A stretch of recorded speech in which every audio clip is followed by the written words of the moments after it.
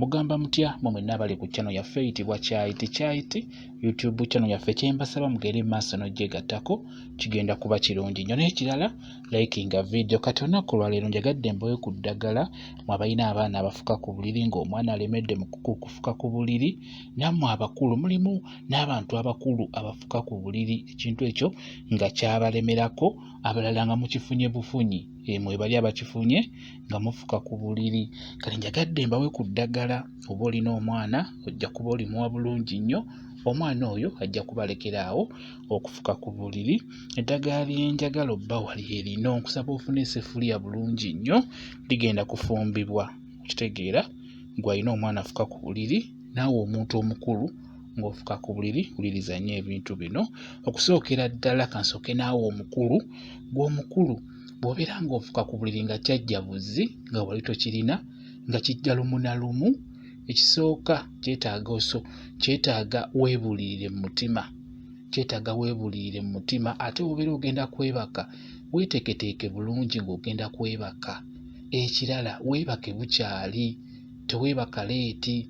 Oyinza okuba ng'okola nnyo emirimu mingi ate ne weebaka leeti.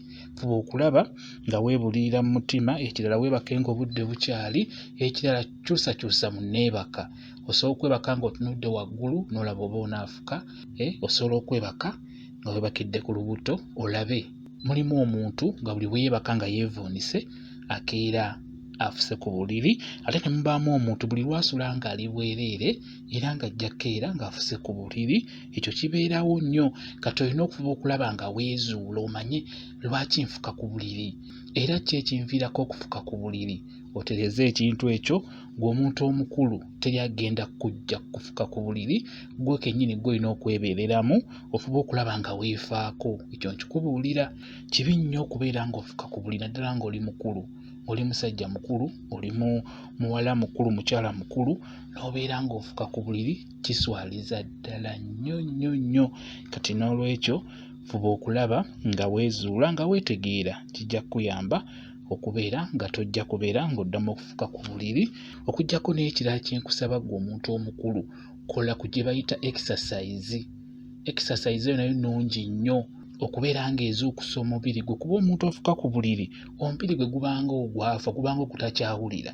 Omusulo ogwo gusindika message n'obeera nga okiwulira muli, n'oba oli mu tulo otwenkana tutya n'okiwulira nti neetaaga kufuka, n'ozuukuka n'ofuka. Naye abamu bafukira mu birooto, n'aloota ng'afuka agenda osisimuka ng'omusulo guyiseemu ng'afukidde ddala. Kati n'olwekyo mufube okulaba nga mweteekateeka bulungi nga mugenda kwebaka. Ekirala beera n'ekirowoozo nti nfuka ku buliri naye nkoze ntyo kiwona, kijja kukuyamba. Kola exercise. Osobola gikolera mu nnyumba mpola mpola. Exercise gye ntegeeza ey'okubeera ng'odduka obuuka, kigenda kuyamba omubiri gwo gukomyewo obusimu obunaaba bukubuulira nti omusulo gukuluma, osobole okuzuukuka ofuke. Ekirala oba ogenda kwebaka fuka, n'ekiro weemanyiize okuzuukuka ofuke. Makkati g'ekiro weemanyiize nnyo ng'omuntu omukulu. Omuntu omukulu kye njagadde kusooka okubuuliramu kyekyo. Kati naawe omwana omuto gw'ate era gwe omuntu omukulu gw'olina okutunuulira oyo omwana omuto. Olabe lwaki omwana ono afuka ku buliri, lwaki alemedde ku nsonga y'okufuka ku buliri. Omwana oyo olina omubudaabuda, olina ofuba okulaba ng'agenda okwebaka, muveeko mugambe sooka ofuke. Ekiro osobola okuzuukuka ekiro n'omuzuukusa, tizuukuka ofuke, gw'opima amakkati g'ekiro n'omuzuukusa. Ekintu ekyo kimuyingiremu, akwegamba akimanyiire nti nteekeddwa okuzuukuka n'enfuka, oba nteekeddwa okufuka nga ngenda kwebaka. Kibe nga kimuyingira mu bwongo omwana oyo, ng'omuntu omukulu omuzadde gw'olina okkimuteekamu, so si kumukuba bukubi. Eky'okumukuba tekijja mulekeraawo kufuka ku buliri, ajja sigala ng'afuka ku buliri wadde omukuba, kuba kyo kiri kijjabuzi. Kijjira mu kirooto ng'afuka asanya ne banne, n'agamba ka ngende mmale okufuka, agenda okuzuukuka ng'afuse ku buliri. Kati n'olwekyo tomukuba mu budde ajja kuba alekeraawo okufuka.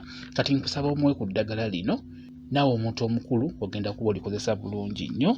Nsaba ofune gwe bayita muko weewumbeko, muteeke mu ssefuliya, ofune emirandira gy'olumbugu.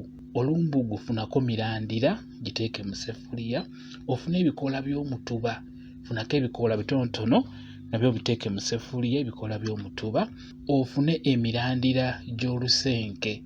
Olusenke funako mirandira nga giwerera ddala, nagyo giteeke mu seffuliya emirandira gy'olusenke. Ofune bukumbu osobola omukuulayo yenna mu ttaka nga bw'omukuddeyo mwoze bulungi, naye omuteekemu bikoola, akatima wamu n'emirandira byonna biteekemu lumu. Nkusaba ofune n'enviiri za kasooli. Enviiri za kasooli ezo z'olaba, funa enviiri za kasooli nazo ziteekemu. Ofune n'eddagala eriyitibwa mwambala butonnya oba mwambala zitonnya. Osobola n'okuteekamu kye bayita ebikoola bya ovakkedo. Ebikoola oteekamukko. Bw'omala obbifuna wamu n'obifuna bulungi nnyo, nkusaba obiteeke mu seffuliya nga bwe mbadde nkugamba. Teekamu amazzi, naye teekamu amazzi nga ga kipimo, teeka ku kyoto bitokote bulungi nnyo. Bwe bimala okujja, nkusaba obeere ng'onywako nga biwozeewozeemu, binywe nga birimu ekibuguma, obeere ng'onywako, beera ng'onywako.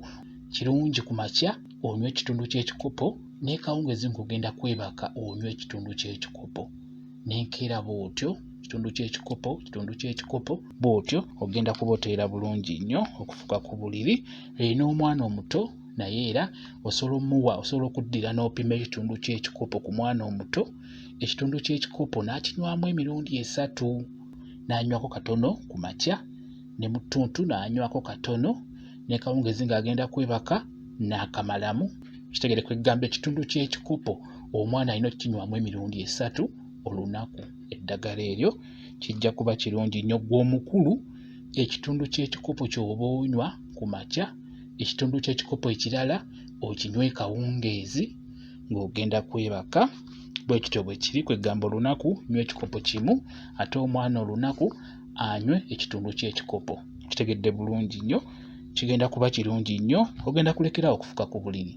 Singa onaba ogoberedde biri bye nkubuulidde nga bw'onywa ne ku lino eddagala, togenda kuddamu kufuka ku buliri. Okufuka ku buliri kuswaza nnyo nnyo nnyo nnyo. Ng'oli mukulu kuswaza, ekyo nkibabuulira. N'olwekyo mwejjanjabe mu abakulu, naawe omuzadde jjanjaba omwana oyo. Bwe kityo bwe kiri. Mwebale kubeera ku channel yaffe eyitibwa Kyayiti YouTube channel yaffe. Kyembasaba mugende mu maaso n'ogyegattako, kigenda kuba kirungi nnyo. N'ekirala, likinga vidiyo mubeere bulungi. Mweraba.